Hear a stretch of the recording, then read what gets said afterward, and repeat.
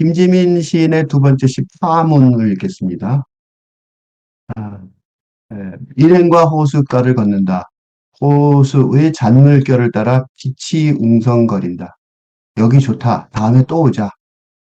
호수를 둘러싼 대화가 길게 이어지고 그리고 연이 바뀌었어요. 호수 아래 무언가 어른거린다. 커다란 마른 목골 그림자가 수면 아래 선회한다. 그림자는 바람에 날리는 검은 망토처럼 물속을 이리저리 유영하고 그 궤적을 따라 물결이 방사선으로 퍼져간다. 수면 위로 희미한 등무늬가 드문드문 드러난다. 시선을 빼앗긴 사이 일행은 멀어지고 그림자가 이쪽으로 부드럽게 접근한다. 일행의 꽁무니를 허둥지둥 쫓아간다. 대화가 다시 이어지고 물속의 거대한 그림자는 나를 천천히 따라온다. 저를 두고 가지 말라는 듯 집요하게 쫓아오는 그림자를 외면하고 걷는다. 일행의 말소리가 허공으로 흩어진다. 별안간 그림자가 수면을 뚫고 튀어오른다. 너는 커다랗고 축축한 지느러미로 나를 덮친다. 네가 몰고 온 파문들이 내 안에 어두운 벼랑을 세우고 나는 거듭 미끄러져 내리며 너의 축축한 몸을 힘껏 끌어안는다. 우리는 한 대 뒤엉겨 수면 아래 가라앉는다. 몸부림칠수록 너는 나를 단단히 올가매고 커다란 암청색 눈동자가 나를 집요하게 응시한다. 일행들이 손짓하고 나는 걸음을 서두른다. 이 시는 자연 속에서 호숫가를 걷다가, 그죠? 호숫가를 걷다가, 호숫가에서 만난 어떤 시적 그 경험이죠. 어떤 경험이 있었는데, 그게 굉장히 중요한 시적 경험이 되고, 그 시적 경험이, 이 김지민 시인의 시로 형상화된 거예요.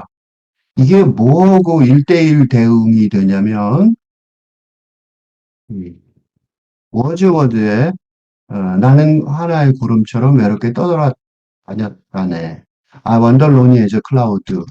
라는 시, 그러니까 낭만주의 시세계를 거의 시작하는 핵심적인 시작품이죠. 이거하고 대비가 돼요. 한번 읽어보겠습니다. 우선 이거부터. 나는 하나의 구름처럼 외롭게 떠돌았다네. 저 높이 골짜기와 언덕을 계속 떠도는 구름처럼. 그때 너무나도 갑자기 나는 한 무더기를 보았다네. 황금빛 수선한 무더기를. 호수 옆에서 나무들 아래에서 미풍 속에서 헐렁이며 춤추고 있었네. 은하수 위에 반짝이고 그리고 끊임없이 빛나는 별들처럼 호수의 굴곡을 따라 수선화들은 끊이지 않게 이어져 있었네. 힐끗 1만 송이를 한 번에 힐끗 1만 송이를 볼 수 있었다네. 바로 이 힐끗 1만 송이를 볼 수 있는 이것 때문에 요새 꽃 축제가 많죠? 이거가 그 낭만주의 시작의 그거고, 이게 지금 우리 세계를 만들었고, 그거를 전통을 이어가는 게 꽃축제예요. 흥겹게 춤을 추면서 고개를 치켜 올리는 모습을. 음. 수선한 주위의 물결이 춤추었다네. 그러나 한위에 있어 수선화들은 반짝이는 물결을 능가하였다네. 이렇게도 유쾌하게 어울리고 있으니 시인이 어찌 기쁘지 않을 수 있으리요. 나는 응시하고 그리고 응시하였지만 생각하지 못하였다네. 그 광경이 나에게 얼마나 대단한 재산을 가져다 주었는지를. 왜냐하면 가끔 내가 침대에 누워 멍하니 있거나 또는 생각에 잠겨 있을 때 수선아들은 저 내면의 눈 위에서 번쩍이는데 이는 고독이 주는 축복이라네. 그리고 그때 내 마음은 즐거움으로 가득 찬다네. 그리고 수선아들과 같이 춤을 춘다네. 이게 근대 시, 근대 사상, 근대 철학, 자아의식, 그거의 핵심 그거를 형성해 준 근대 시, 어, 근대 낭만 시. 이게 기반을 둔 게 근대 자아의식이죠. 이거의 기반이 되는 대표 시가 바로 이 나는 외롭게 I wonder lonely as a cloud라고 할 수 있는데, 이, 그 전까지는 자아의식이 없으니까 내가 혼자서 이때 나는 근대의 자아예요. 왜냐하면 그 전에 평민들은 나 혼자 구름처럼 이렇게 떠돌아다닐 수가 없죠. 그죠? 이 근대 자아의 시작이란 말이죠. 그래서 이 방랑하는 여행, 이것 자체도 근대가 돼서야 시작된 거예요. 이 시는 근대적 자아의식의 탄생을 묘사하는 근대 낭만주의 시의 대표라고 할 수 있는데, 그 이유는, 예, 길게는 나의 다른 글들을 보시기 바라고, 그 언덕 속에서 이 수선화들이 일반송이가 있는 수선화들을, 보게 된 거죠. 그래서 아름다운 수선화들을 보게 되고, 그림을 보시면 이런 거예요. 이거 요새 흔하죠? 이게 요새 꽃축제를 하는 게 바로 이것 때문에, 이 시가 그 꽃축제 아버지라고 할 수 있어요. 근데 왜 꽃축제를 하느냐? 이 일만송이를 본 게 그래서 멋있는 광경이죠? 그래서 우리가 사진 찍고 뭐 그 안에서 꽃 속에 들어가서 사진 찍고 그러죠? 그런데 중요한 거는, 여기까지.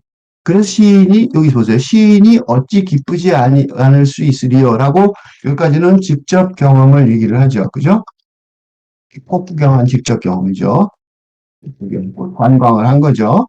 그런데 이 시는 핵심이 여기 있지 않고, 어, 그 뒤에 있어요. 어디 있냐면, 응시하는 곳이죠. 응시. 그러니까 그냥 본 게 아니라 응시. 눈길을 모아 한 것을 뚫어지게 쳐다보미에. 그리고 응시란 단어를 두 번이나 썼어요. 응시하고 응시하였지만, 그러니까 요 시는 여기서 갈라지고, 앞에 부분은 꽃을 구경한, 수선화 구경한, 이렇게 돌아다니다가 수선화를 본 그 꽃 수선화, 관광의 경험이죠. 근데 이 시는 수선화 관광한 경험이 중요한 게 아니라 그 뒤에 있는 이 부분이 중요해요. 이 시의 핵심은 여기서부터예요. 나는 응시하고 응시하였지만, 그 집중해서 쳐다본 거죠. 지금 뭐 생각을 못했냐면 그 관광한 광경이 내게 얼마나 대단한 여기 대단한 재산이죠. 이게 단순한 직접 경험이 아니라, 이게 이 직접 경험이 생산해낸 간접 경험, 시창자.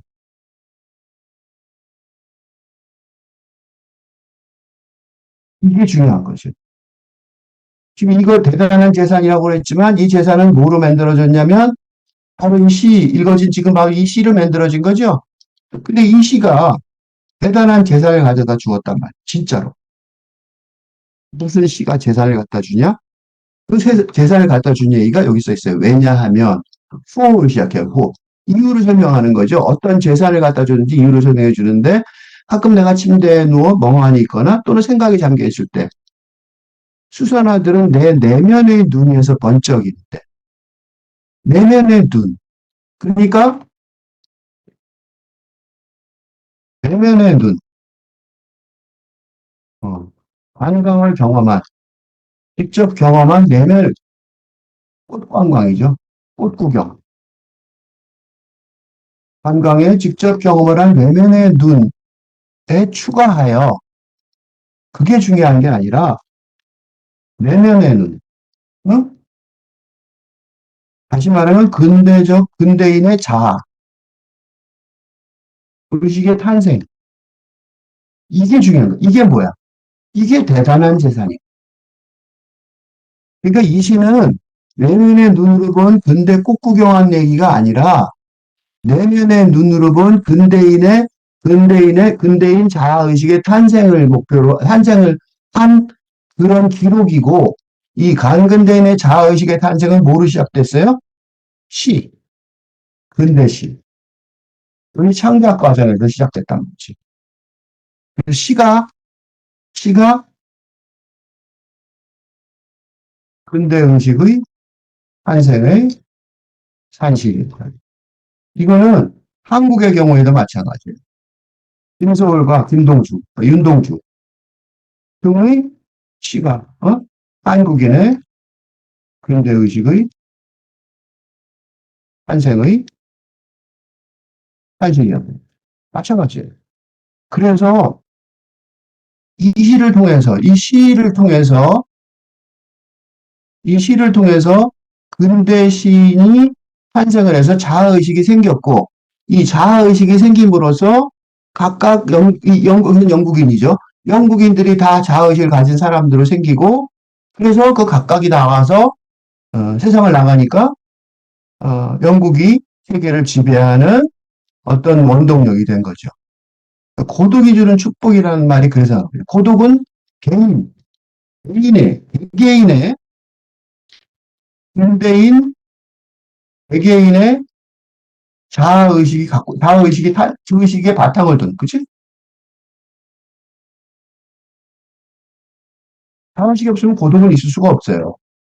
그래서 고독의 축복이라고 말하는 거죠. 내면의 의식이라는 거지, 그죠? 그래서 그걸 확인을 시켜주는 거죠. 내면의 뭐라는 거를, 그죠?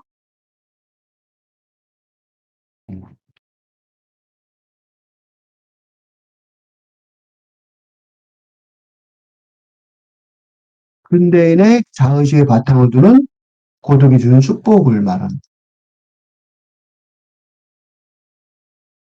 그때 내 마음은 즐거움으로 가득 찬다네. 그리고 수선화들과 같이 춤을 춘다네. 그러니까 이게 혼자 만들어진 게 아니라 수선화의 경험에 의해서 만들어진 거고, 그게 자아 탄생의 즐거움인 거죠. 이게 단순한 자아 탄생, 그 탄생의 즐거움이 아니라 이 영국인들이, 영국인들의 다 의식의 탄생을 통해서 뭐가 됐어요? 제국주의의 어? 바탕이 되는 응? 음, 어, 근대인의 창조가 이루어진 거죠. 그래서 뭐라고 썼냐면 대단한 재산이라고 썼고, 그러니까 대단한 재산이라고 말할 수 있는.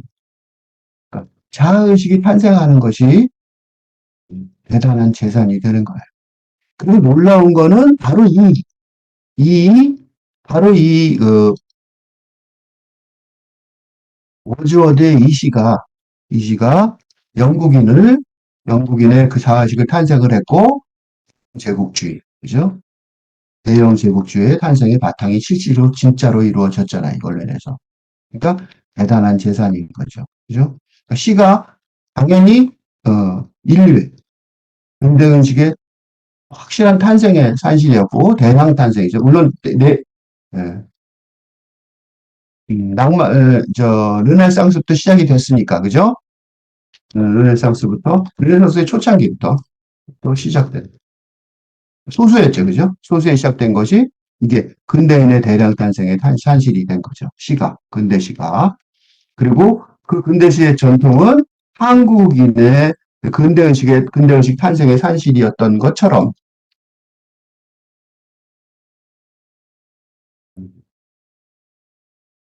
영국의 근대 과정을 인류가 거의 전부 따라가면서 인류의 근대 세계가 만들어졌다고 할 수 있어요. 그러니까 이 시가 굉장히 중요한 시인 거죠. 그러니까 그죠? 한국만 그런 게 아니라 전 세계가 다 이랬으니까 그죠? 그러니까 이게 근대인의 근대화의 과정인데 내가 왜 워즈워드의 시를 이렇게 자세히 읽었냐면 영어로 된 거 나중에 한번 읽어보세요. 내가 여기서 영어로 된 걸 인용을 했는데 이 김지민의 시는 사실 호수를 걷죠. 그죠? 호수의 잔물결을 따라 빛이 웅성거린다.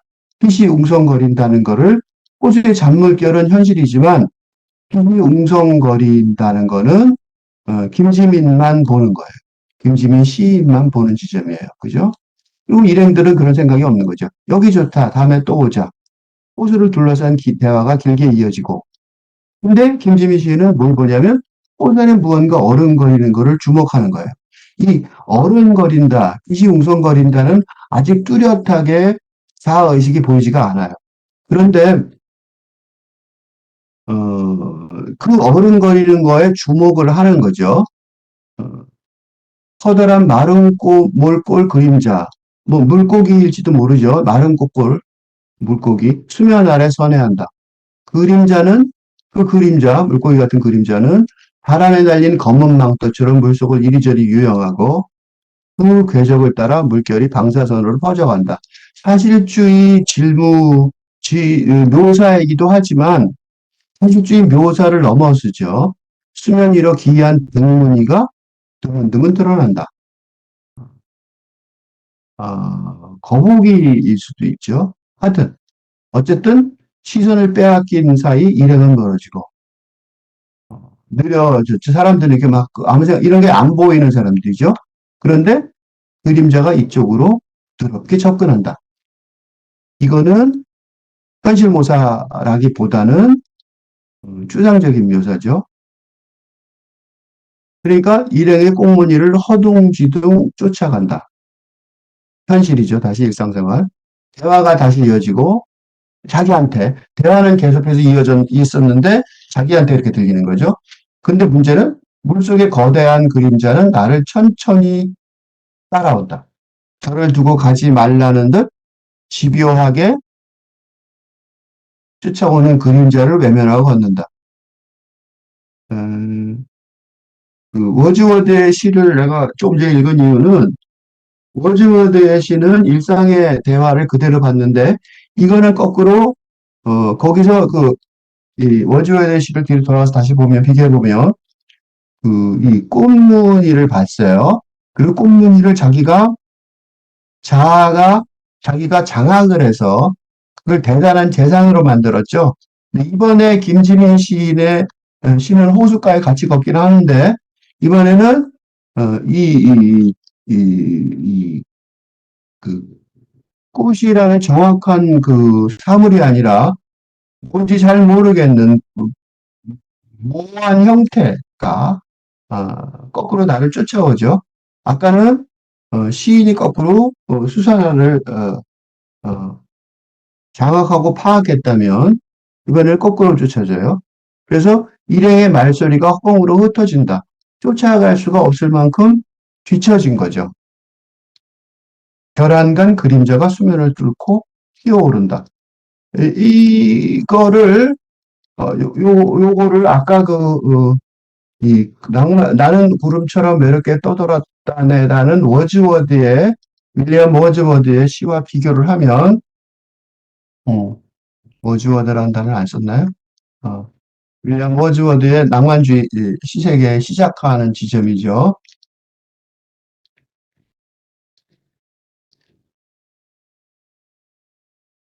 워즈워드의 낭만주의 시세계랑 비교를 하면 낭만주의 시세계는 음, 현실의 세계를 자아가 이 낭만주의 시세계는 현실의 수상화를 자아가 장악하고 파악하는, 그지? 상상력이라고 그러죠. 우리가 말하는 상상력이라면, 상상력의 핵심이라면, 이, 이 김지민 시의 이 시는, 음, 상상력이라고 말하기 좀 곤란하죠. 화랑강 그림자가 수면을 뚫고 피어오른다. 너는 커다랗고, 첫 번째 읽으면서 내가 좀 자세히 읽어요. 왜냐면 그냥 읽어봐야 무슨 내가 모르니까. 너는 커다랗고 축축한 지느러미로 나를 덮친다. 더 심하죠? 그냥 환상 정도가 아니라 환각 같아 보이죠? 망상 같아 보이기도 하고요. 내가 몰고 온 파문들이, 이 제목이 파문이에요. 파문. 물결 파문 치는 것처럼 가는 거죠. 그러니까 물결 파문을 보고 파문이 지금 파문을 갖고 환각을 보는지도 모르겠어요. 어쨌든 내가 몰고 온 그런 그 그림자의 파문들이 중요한 거는 내 안에 어두운 벼랑이 있는데 그걸 세우고 나는 거듭 미끄러져. 그러니까 어두운 벼락이 세워지니까 나를 지킬 수가 없어서 나는 거듭 미끄러져 내리며 너의 축축한 몸을 끌어안는다. 우리는 한 대 뒤엉겨 수면 아래로 가라앉는다. 몸부림칠수록 너는 나를 단단히 올가매고 커다란 암청색 눈동자가 나를 집요하게 응지한다. 일행들은 손짓하고 나는 걸음을 서두른다. 일행들은 손짓하고 여기 찍혀 있죠? 무슨 소리냐면 말없음표가 찍혀 있는 거는 이 환각에서의 돌아가는, 그죠? 나는 걸음을 더 들어온다는 다시 현실로 돌아온 거죠. 이 시를 내가 쓴 시가 하나 있는데 내시랑 비교를 하면 메젠티우스의 고문이라는 시예요. 이게 영시로 번역이 돼서 내가 번역을 했는데 아이오와 리뷰 미국의 2002년도 가을에 수록된 바 있어요. 내가 아이오와 2001년도에 갔었는데 재창작 프로그램의 일원으로 아이오와 리뷰의 내시가 그때 두 편이 나중에 다음에 실렸더라고요. 어쨌든 나는 영시로 시를 쓰는 사람이 아닌데 두 편의 시는 실려 있어요. 그때 갔던 걸로. 메젠티우스의 고문 우선 읽어보겠습니다. 그리스포콘 메젠티우스는 고문의 방법으로 산자와 죽은 자를 묶었습니다. 손과 손 그리고 얼굴과 얼굴을 꺽쇠로 고정시켰습니다. 시체가 썩으면서 피가 나와 엉키고 왁취를 풍기면서 더럽고 끈적끈적한 물질이 질척질척 스며나옵니다. 끔찍한 포옹 속에서 천천히 죽어가는 고문입니다. 버질의 설명입니다. 시의 어머니는 메젠티우스의 고문입니다. 술을 먹지 않으면 밤에 잠을 이루지 못합니다. 눈을 감을 수 없습니다. 밤새도록 책을 읽습니다. 편안하게 눈을 감을 수 없기 때문입니다. 눈을 감으면 메젠티우스의 고문을 만나기 때문입니다. 눈을 감으면 나의 죽음에 입맞춥니다. 죽음의 손과 나의 손이 꺽쇠로 고정되고 죽음의 얼굴과 나의 얼굴이 완벽하게 만납니다. 눈을 감으면 잠을 자려고 눈을 감으면 죽음이 질문합니다. 죽음이 악취를 풍기기 시작합니다. 피가 나와 엉기기 시작합니다. 잠의 나인지 죽음의 나인지 구별할 수 없습니다. 더럽고 끈적끈적한 물질이 질척질척 스며 나옵니다. 천천히 죽어갑니다. 시를 생각하기 시작합니다. 메젠티우스의 고문을 견디는 방법이기 때문입니다. 이 술을 먹을 줄 아는 사람이 아니에요. 이건 술은 내가 일부러 말한 거고 상징으로 말한 겁니다. 술을 잘 못 먹는 사람이에요. 술꾼이 아닙니다. 오해할까 봐.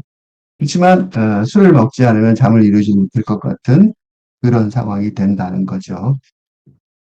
이 메젠티우스의 고문이라는 내 시하고 이 김진민 시인의 시하고 만나는 것 같아요. 그래서 한번 읽었습니다. 다시 한번 읽어 나가겠습니다. 조금 자세히. 파문, 일행과 호숫가를 걷는다. 그냥 일상적인 표현이죠. 호수의 잔물결을 따라 빛이 웅성거린다.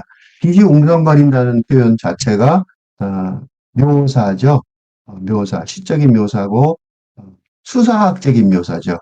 다시 말해서 빛이 웅성거린다는 말을 괜히 쓴 게 아니라 일행들하고 다른 세상을 보는 상상력이 있다는 거예요. 이게 시적 상상력의 증거죠, 이게. 그죠?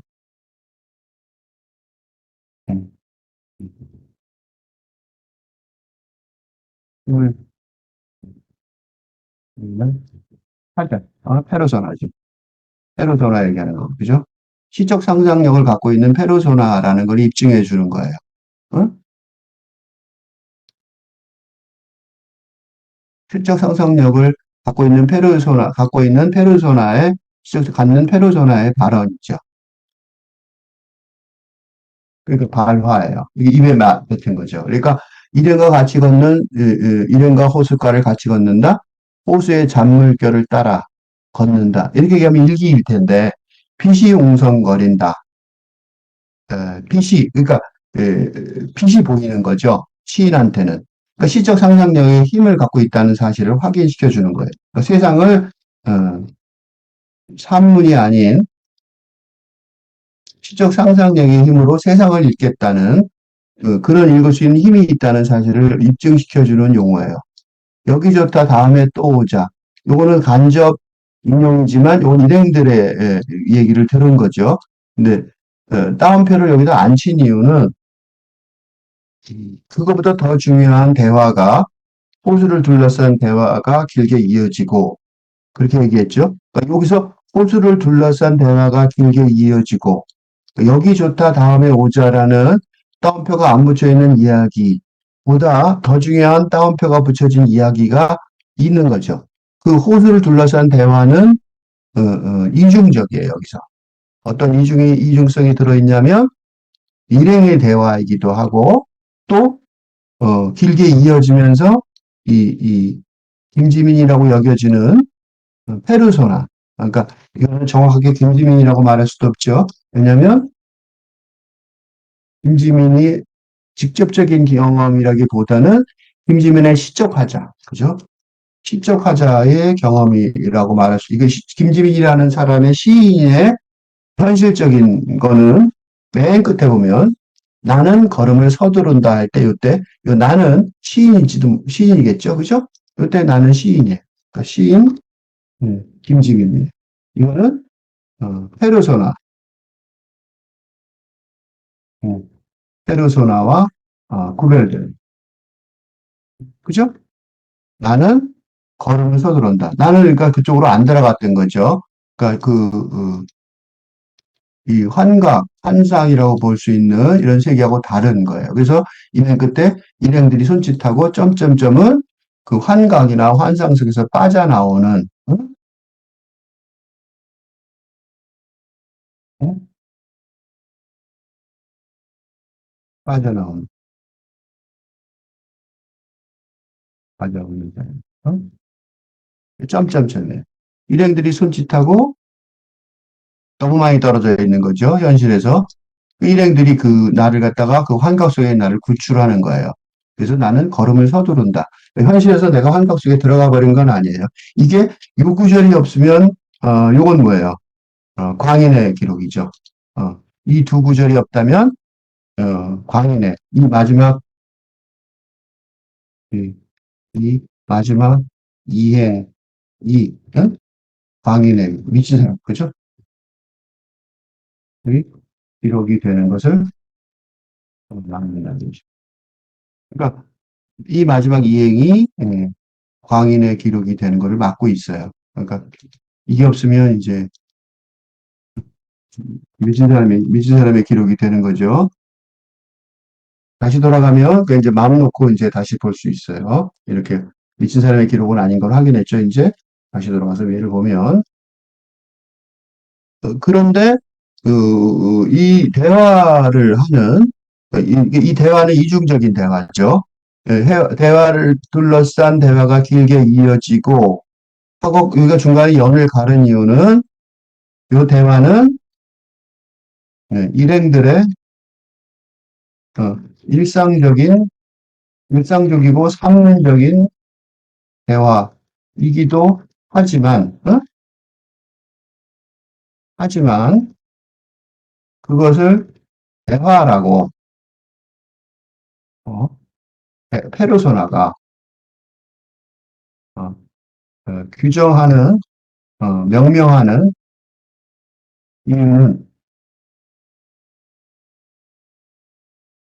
다른 종류의 대화, 그러니까 시적 상상력의 대화가 그 지루한 산문적인 세계관 속에서의 대화를 대체하게 되기, 그죠? 대체하는 거죠. 그래서 이게 그냥 단순한 일행의 산문적인 대화를 넘어서는 거예요. 그게 밑에 말한 호수 아래 무언가 어른거리다. 무언가 어른거린다는 그러니까 무언가 어른거린다는 상징적인 묘사이기도 하지만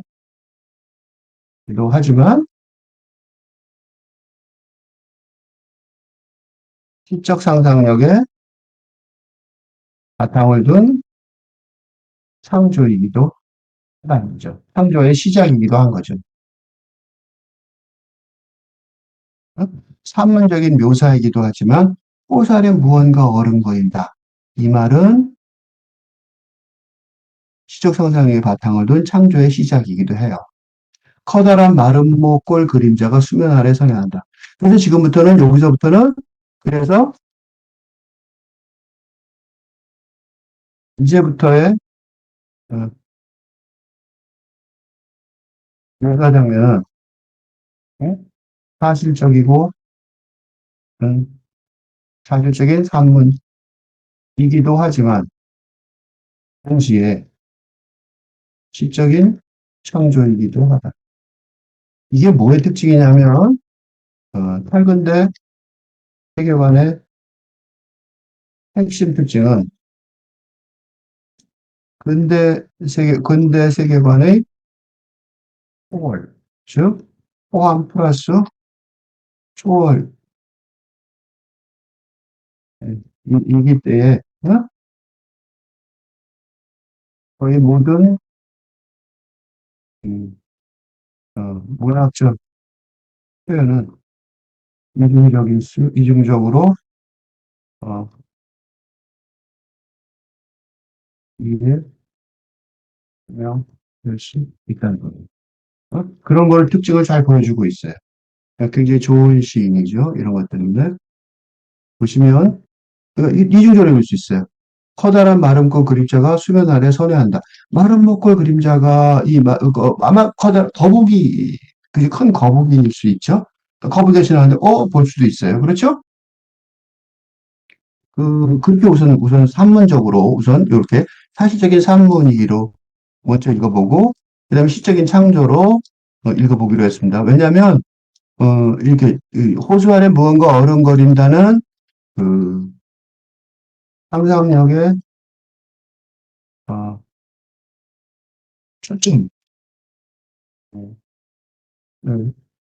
초점이 되는 이유이기 때문에 그래요. 그러니까 상상력의 초점이 맞춰지는 이유가 뭐냐면 단순한 묘사가 아니기 때문에 그렇죠. 그렇죠? 창조이기도 하기 때문에 그런 거예요. 그러니까 커다란 마른 목걸 그림자가 수면 아래 선회한다. 뱅뱅 도는 거예요. 그림자는 바람에 날리는 검은 망토처럼 물속을 이리저리 유영하고 그냥 큰 거북이라고 생각해도 돼요. 그 궤적을 따라 물결이 방사선으로 뻗쳐간다. 수면 위로 기이한 등무늬가 드문드문 드러난다. 그 큰 거북이로 볼 수도 있죠. 그런데 시선을 빼앗긴 사이 일행은 멀어지고 눈이 가는 시선을 빼앗긴 사이에 일행은 멀어지고 중요한 말이에요.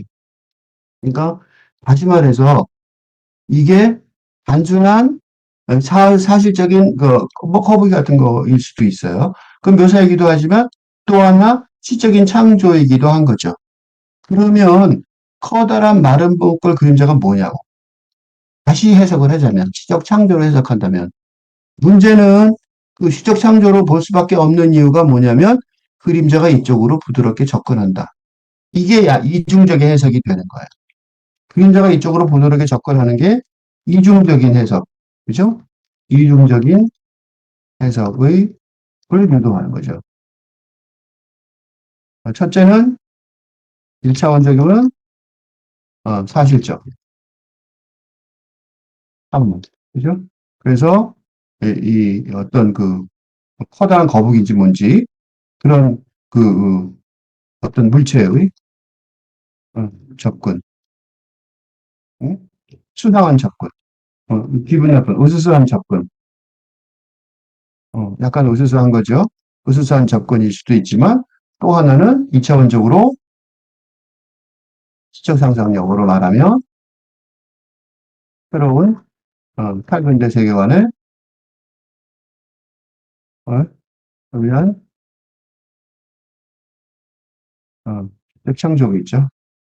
세계의 창조죠. 창조의 과정일 수도 있단 말이죠. 응? 그런 이중적인 접근을, 어, 그림자가 이쪽으로 부드럽게 접근한다라는 문장 속에 음, 들어가 있죠. 그렇죠? 그러니까 중요한 거는 이 시인이 이 두 번째 이차원적인 시적 상상력, 이 으스스한 물체의 으스스한 접근이라고 내가 얘기했는데 으스스한도 마찬가지죠. 으스스하다. 는 거는 기존의 세계관이 무너져가는 느낌이 든다는 거예요. 요것 때문에 요 으스스한 접근이라는 표현 때문에 요게 어, 현대적 세계관의 붕괴 현상으로 볼 수밖에 없는 거죠. 그죠? 그거를 어떻게 내가 알 수 있었냐면 요거예요. 일회의 꽁무니를 허둥지둥 쫓아간다는 사문적인 묘사가 어, 문제가 허둥지둥 쫓아간다가 이중적으로 해석이 가능한 거죠. 이게 이중적 해석이 가능한 거예요. 심리 분석이 가능한 거지. 음, 가능성이 있는 거. 허둥지둥 왜 쫓아가냐고, 그죠? 허둥지둥 왜 쫓아가냐고. 그걸 왜 그러냐면 으스스한 접근, 그지? 그거를 느끼기 때문에 그런 거죠.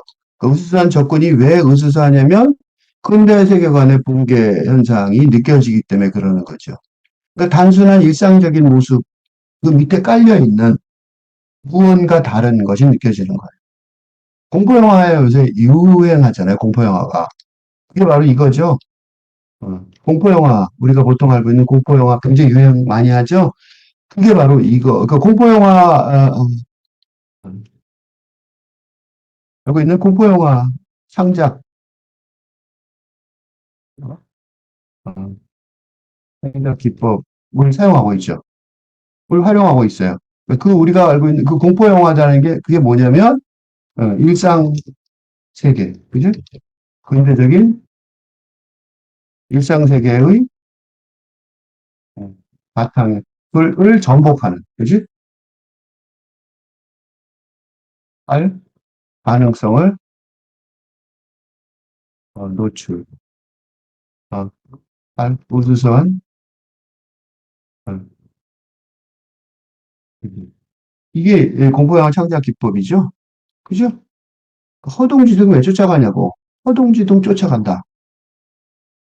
그 말 자체가 일상적인 표현인 것 같지만 사실은 근대 일상세계가 허둥지둥 무너질 가능성, 공포영화의 그런 가능성을 보여주죠. 대화가 다시 이어지고 그 일상적으로는 대화가 이어지는데 문제는 이미 그 쫓아가는 그거가 현실이 된 거예요. 보세요.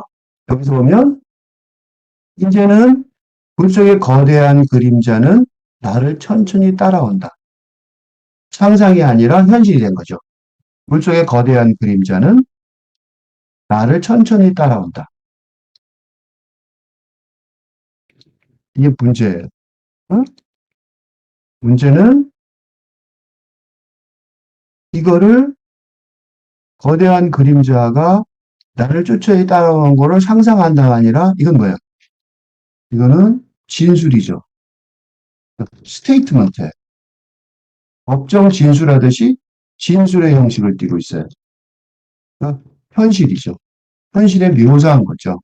그러니까 김지민 시인의 놀라운 점은 이거를 추상적으로 말하는 게 아니라 이건 현실이야 라고 보여준다는 거예요. 물속의 거대한 그림자는 나를 천천히 따라온다. 여기가 시가 되는 거죠. 이건 더 이상 산문이 아닌 거예요. 그리고 이게 시가 되는 이유는 새로운 세계관의 창조가 벌어지는 거죠. 그죠? 이 창조는 아까 봤던 근대적인 세계관, 그죠? 현실 세계를 상상력으로, 그죠? 이미지네이션으로 에 의한 내면의 눈, 그지? 현실 세계를 내면의 눈,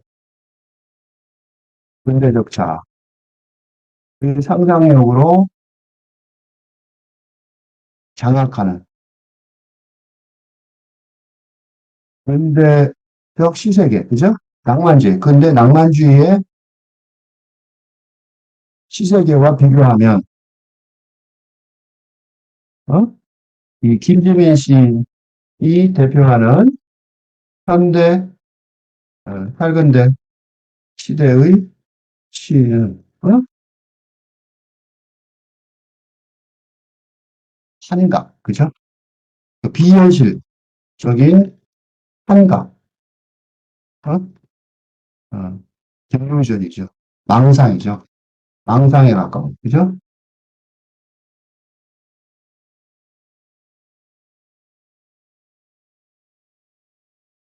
이 정신병에 가깝죠. 가까운 환상, 그죠? 팬시, 에 어, 시달리고. 그러니까 근대 시세계 해석 방식으로 해석이 안 되는 이유가 근대 시인들은 현실 세계를 장악을 하고 있다면 이 탈근대 시대 이 김지민 시인 같은 시인들은 그 현실적인 망상이 거꾸로 시인을 장악하죠. 그리고 그러니까 저를 두고 가지 말라는 듯 집요하게 쫓아오는 그림자가 되는 거예요. 요령 같은 그림자가 되는 거죠. 응? 그러니까 이 어느 정도 심하냐면 이 딜루전에 가까운 게 일행의 말소리가 허공으로 흩어진다. 이건 사실 묘사이기도 해요. 그죠? 사실 묘사이기도 해요. 그러니까 일행의 말소리가 허공으로 흩어지는 거는 거리가 떨어져서 허공으로 흩어질 수도 있어요. 그죠? 그리고 더 중요한 거는 내가 그런 이 그림자에서 잡혀서 그림자 그 세계하고 그 간극이 너무 벌어져서 그럴 수도 있어요. 망상에 가까운 상황이 온 거죠. 근데 그 망상이 현실이 돼요. 벼랑간 그림자가 수면을 뚫고 뛰어오른다. 너는 커다랗고 축축한 지느러미로 나를 덮친다. 요것 때문에 내가 메젠티우스의 죽음이라는 내 시를 인용한 이유가 메젠티우스 고문을 내가 인용한 이유가 어, 지금 시대, 탈근의 시대, 근대 시세계를 넘어서는 지나가 버린 우리 시대의 시인들은 어, 그저 멀리 떨어져 있는 것이 아니라 이렇게 나를 덮치는 죽음처럼 나를 덮치는 고문처럼 나를 덮치는 그런 현실을 마주칠 수밖에 없다는 거죠. 그래서 제목이 내가 몰고 온 파문들이에요. 파문이라는 게 물결 파문치는 거죠. 근데 이 파문들이라는 것이 물결인데, 이거 물의 물결인데, 예, 말의 영향들이죠. 그림, 고스트 같은 것들이 내 안에 어떤 벼랑을 세우고, 어, 어두운 벼랑을 세우고, 나는 거드름 미끄러져 내가 너의 축축한 몸을 힘껏 끌어안는다. 이게 메젠티우스의 고문하고 같죠. 우리는 한데 옮겨 그렇게 되면 어떻게 되냐면 수면 아래로 가라앉는 거죠. 그러니까 견딜 수가 없어서 어, 술을 거의 안 먹는 내가 술을 먹는다는 묘사를 한 거죠. 그리고 몸부림칠수록 너는 나를 단단히 오하매고 커다란 암청대 눈동자가 나를 집요하게 형성. 이거는 현실이기도 하고 이 문제가 뭐냐면 이게 단순한 망상에 그치지 않는다는 것이 문제예요.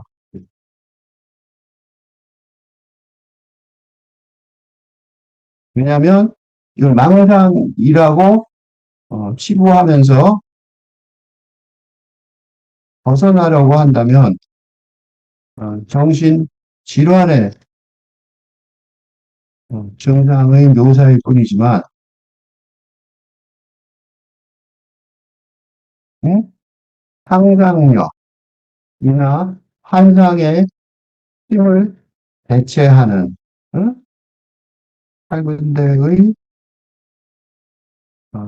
사고 체계를 확장하는 응? 방법론이라면 음,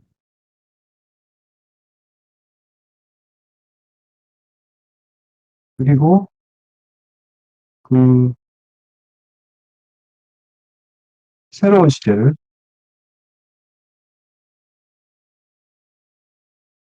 열어나가는 길이라면, 심각한 과업이 되는 거죠. 그죠? 아주 중차대한 과업이 되는 거죠. 그죠? 아주 중차대한 새 시대의 과업이 아닐 수 없다. 에이, 설마 이런 걸 그렇게 말씀하시면 어떡합니까? 이건 굉장히 이상한 얘기잖아요. 라고 얘기할 수 있을지 모르겠어요. 누군가가. 근데, 거기에 대해서 간단히 대답할 수 있어요. 게임. 응? 컴퓨터 게임 한번 생각해 보세요. 게임의 묘사라는, 어, 어?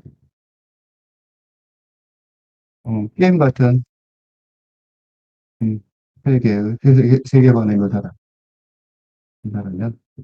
어, 정확한 묘사죠. 그죠? 사실적인 묘사죠, 거의.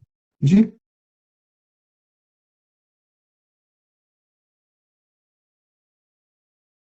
묘사라면, 어? 그렇다면 어떻게 돼요? 현대 시대의, 어?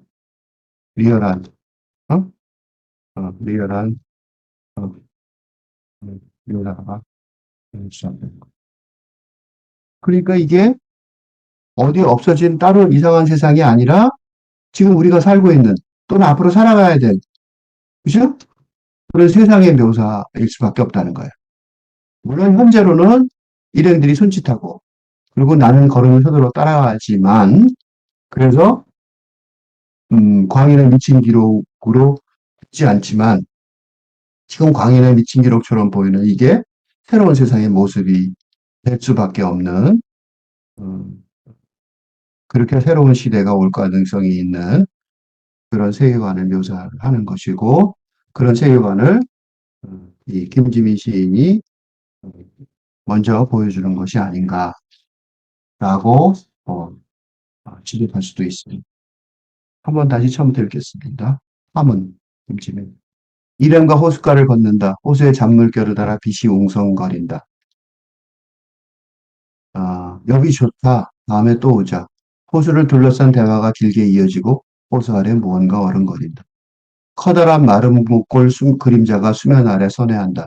그림자는 바람에 날리는 검은 망토처럼 물속을 이리저리 유영하고 그 궤적을 따라 물결이 방사형으로 퍼져간다. 수면 위로 기이한 등무늬가 드문드문 드러난다. 시선을 빼앗긴 사이 일행은 멀어지고 그림자가 이쪽으로 부드럽게 접근한다. 일행의 꽁무니를 허둥지둥 쫓아간다. 대화가 다시 이어지고 물속의 거대한 그림자는 나를 천천히 따라온다. 저를 두고 가지 말라는 듯 집요하게 쫓아오는 그림자를 외면하고 걷는다. 일행의 말소리가 허공으로 흩어진다. 어, 너는 커다랗고 축축한 지느러미로 나를 덮친다. 네가 몰고 온 파문들이 내 안에 어두운 벼랑을 세우고 나는 거듭 미끄러져 내리며 너의 축축한 몸을 힘껏 끌어안는다. 우리는 한데 뒤엉켜 수면 아래 가라앉는다. 몸부림칠수록 너는 나를 단단히 올가맸고 커다란 암청색 눈동자가 나를 집요하게 응시한다. 일행들이 손짓하고 나는 걸음을 서두른다.